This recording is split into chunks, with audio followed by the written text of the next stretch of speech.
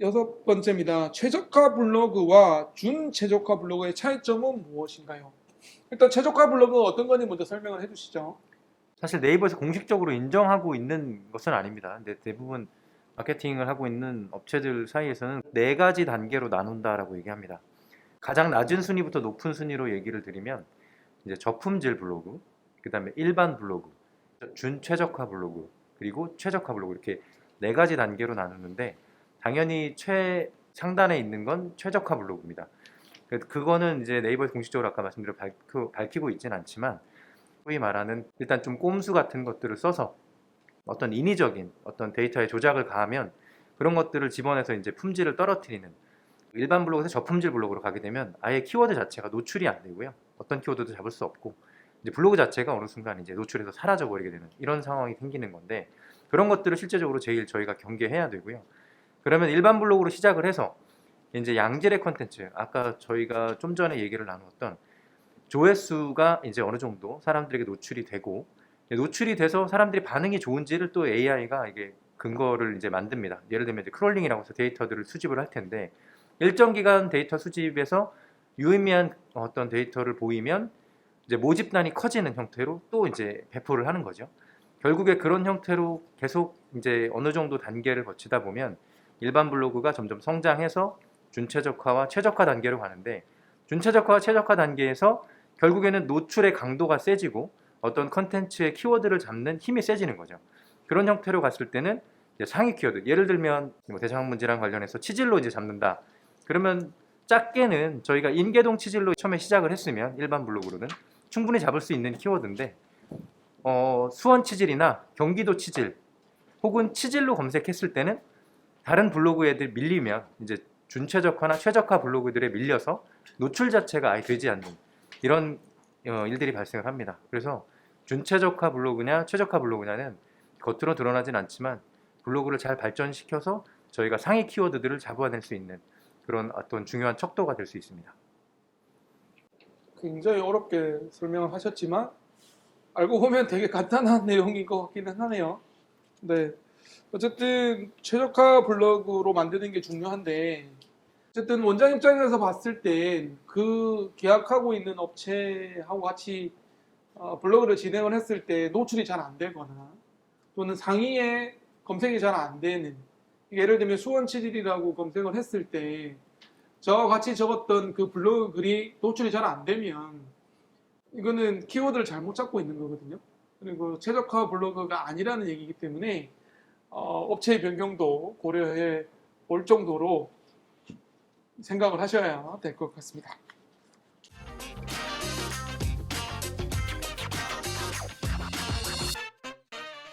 자, 일곱 번째입니다. 블로그 마케팅의 홍보 효과는?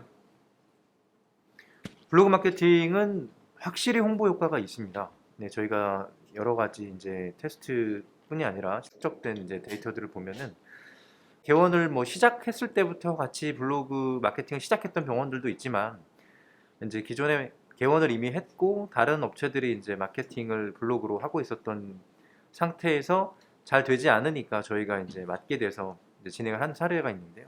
그런 사례들의 이제 데이터들을 실제적으로 저희가 관리하면서 봤을 때 그 블로그를 통해서 이제 블로그 노출이나 이런 부분들이 어느 정도 효과가 있는지를 볼 수 있고 그거를 통해서 홈페이지와 관련된 애널리스트 데이터에서 또 홈페이지로 들어오는 데이터들이 있습니다. 예를 들면 이제 오가닉이라고 해서 직접 검색으로 들어오는 것들이 있고 이제 레퍼럴이라고 해서 어딘가를 통해서 들어오는 그런 유입 경로를 확인할 수 있는데 그 유입 경로가 어딘지는 알 수는 없으나 보통 블로그에서 타고 왔을 것으로 추정을 하고 있는데요.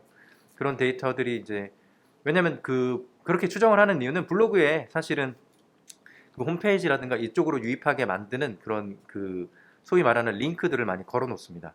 근데 거기가 아니고서는 타고 들어올 만한 루트 자체가 별로 없기 때문에 레퍼럴이라고 하는 그 데이터들을 수치를 봤을 때 같이 성장하는 블로그의 통계 자료와 함께 홈페이지에서 유입되는 통계 자료와 같이 성장을 하고 그리고 실제로 병원의 신안수가 증가되는 것들을 이제 연계되는 걸 봤을 때 확실히 블로그는 홍보로서 의미가 있다. 아주 가치가 높다. 이렇게 말씀드릴 수 있겠습니다. 좋아요. 원장 입장에서 봤을 때 블로그 효과를 알 수 있는 가장 좋은 방법은 소진 설문지의 그 내원 동기를 조사하는 거예요. 근데 저희 장편외과는 처음에 오시는 분들 이제 성함하고 전화번호하고 주소를 등록하기 위해서 적으라고 할 때 밑에 아주 간략하게 애원 경로를 체크하게 되어 있습니다. 그래서 뭐 지나가다 들리셨는지, 간판 보고 오셨는지, 블로그 보고 오셨는지, 유튜브 보고 오셨는지, 뭐 홈페이지 보고 왔는지, 지인 소개로 오셨는지 뭐 등등인데 처음에는 사실은 그 항목을 구분을 조금 두리뭉실하게 해놔가지고 그냥 인터넷 이렇게 가로 블로그 홈페이지 이렇게 해놓으니까 잘 감별이 안 됐거든요. 제일 정확하게 구분이 안 됐는데 조금 그 내원 경로를 세분화하면 어떤 루트를 통해서 왔는지 알 수 있거든요. 블로그가 처음에는 굉장히 높은 순위였는데 점점 이제 유튜브 쪽이 증가되고 있고 저희 장편외과도 이제 어느 정도 안정화되면서 입소문의 영역이 좀 높아지고 있는 부분은 있거든요. 근데 확실히 신규 병원 처음에는 블로그가 거의 가장 많은 유입 경로가 되지 않을까라는 생각이 들어서 아직까지 블로그 마케팅의 홍보 효과는 상당히 확실하게 크다 이렇게 말씀드릴 수 있겠습니다. 8번 블로그 방문자 수를 돈 안 들이고 늘릴 수 있는 방법은 무엇인가요? 오 이거 좋은 것 같은데요. 방문자 수를 늘리기 위한 거는 어떤 비용적인 측면보다는 사람들이 어떤 부분에 관심을 갖고 있고 그 관심사를 어떻게 찾아내서 키워드나 제목으로 뽑아내고 내용으로 녹여낼 수 있느냐 이 부분이 아닐까 싶습니다. 그 부분을 늘릴 수 있는 방법은 사실은 경험과 노하우를 통해서만 가능하지 않을까 이렇게 생각하고 있습니다. 좋아요. 블로그 방문자 수 늘리는 것 중에 하나의 제가 팁을 조그맣게 하나만 드리면 가장 확실하고 가장 사람들한테 느낌을 좋게 주는 거는 뭐냐면요. 원장님이나 업체가 코어에서 적은 블로그 글이 아니에요. 내원하시는 고객이 자기 블로그에 적는 글이 있습니다. 자기가 장편외과 갔다 왔는데 나는 이러이러했다는 글을 자기 블로그나 그 타인이 고객이 적는 블로그가 있잖아요. 그게 사실은 대박입니다. 그거 굉장히 노출이 잘 돼요. 저희 장편외과로 검색을 했을 때 그런 분들이 적은 글이 굉장히 많이 상단에 노출이 되거든요. 그래서 소위 찐 고객들이 적은 블로그 글 이런 게 굉장히 큰 도움이 좀 되는 것 같고 제가 경험을 해보니까 그런 분들은요 표현을 합니다. 표시를 합니다. 그러니까 사진 찍어도 되냐고 물어보고 또 우리 병원에 관련된 거를 자기 블로그에 적어도 되냐라고 물어보세요. 그렇게 표시를 하시거든요. 그러면 그분들한테는 정말 더 최선을 다해서 항상 최선을 다해야 되지만 더 신경을 좀 신경을 쓰면 좋은 블로그 글이 만들어지는 거죠. 네. 그러면 정말 큰 도움이 되더라고요. 그래서 한편으로는 좀 약간 무섭다 이런 생각이 들 때도 있거든요.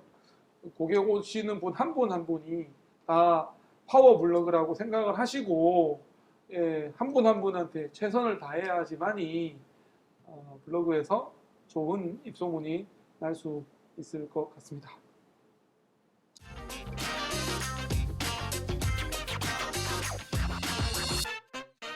자, 9번째입니다. 블로그 몇 개를 운영하시고 계시며 2개씩 운영하시는 것은 어떠신가요? 어떻게 보세요? 뭐 장편외과 같은 경우가 조금 특이하게 그 블로그를 좀 여러 개 운영하고 계시고 맘카페도 하고 있고 저희가 대부분의 병원들은 사실은 블로그 하나거나 조금 더 신경을 쓴다고 생각하면 공격적인 마케팅을 하는 경우에는 맘카페 하나 정도에서 한 2개 정도 채널을 운영을 하고 계십니다. 근데 그 채널을 하나 더 갖는다는 것의 의미는 우선 블로그가 노출될 수 있는 채널이 네이버에서 이제 뷰 탭입니다. 뷰 탭에서 첫 페이지에 노출될 수 있는 확률을 높여준다는 측면에서 가장 효과가 좋다. 이 부분에 가장 유의미한 데이터를 이제 볼 수 있습니다. 그래서 다시 질문으로 돌아와서 2개 혹은 그 이상 운영하는 것이 어떤 효과가 있느냐. 예를 들어서 단순히 한 40개의 블로그를 한 채널로 몰아서 쓰느냐, 하나의 블로그에 20개씩 나누어서 2개의 채널로 쓰느냐, 이 질문으로 약간 바꿔서 한다면 2개를 나누어서 20개씩 쓰는 게 훨씬 효과적이다 라는 말씀을 드립니다. 그 이유는 네이버는 결국에는 각종 다양한 정보들을 노출시켜 주는데 한 채널에서 정보를 독점하는 것을 좋아하지 않습니다. 그렇기 때문에 A, B, C, D 다양한 곳에서 수요자가 찾는 정보들을 끌어다가 이렇게 보여주게 노출시켜주게 되는데 그때 유통하고 있는 채널들이 많고 그 채널들이 이제 준최적화 혹은 최적화 블로그라면 노출을 독점할 수 있는 확률이 높아진다. 그렇기 때문에 효과가 훨씬 좋다. 이렇게 말씀을 드리겠습니다. 당연히 여러 개 하셔야 됩니다. 네, 당연히 여러 개 하셔야 되고요. 우리 길게 설명해 주셨지만 결론은 여러 개 다다익선이라고 생각을 하고 보통 이제 네이버에서 3개의 아이디를 만들 수 있거든요. 그래서 장편외과에는 하나에서 시작을 했는데 요즘엔 3개, 블로그 3개 운영하고 있고요. 심지어 또 업체에서는 업체에서 각 자기 갖고 있는 따로 블로그에 저희 장편외과의 글을 올려주면서 사실은 노출을 굉장히 다양하게 시도를 하고 있고 결국에는 수원 치질로 검색을 했을 때 장편외과 블로그에서 이 글이 하나 이상 올라가기 힘듭니다. 그래서 장편외과의 블로그에서 하나, 또 엉덩이 대장이라는 블로그에서 하나, 또 대장학문 도서관이라는 블로그에서 글이 하나로 올라가면서 최대한 수원 치질로 검색을 했을 때 저희 장편외과에 관련된 글이 많이 노출될 수 있도록 하는 게 가장 중요하기 때문에 당연히 채널은 여러 개 운영하셔야 될 것 같고요. 뭐 업체를 다양하게 할 필요가 있는 게 아니라 한 업체에서 몇 개의 블로그를 같이 코업을 해도 되는 거니까 그렇게 활용하시면 되겠고 절대 달걀은 한 바구니에 담으시면 안 됩니다. 할 얘기가 많습니다. 네, 저는 병의원 마케팅 얘기로 하고 있는 닥터 개고생 이성근입니다. 고맙습니다.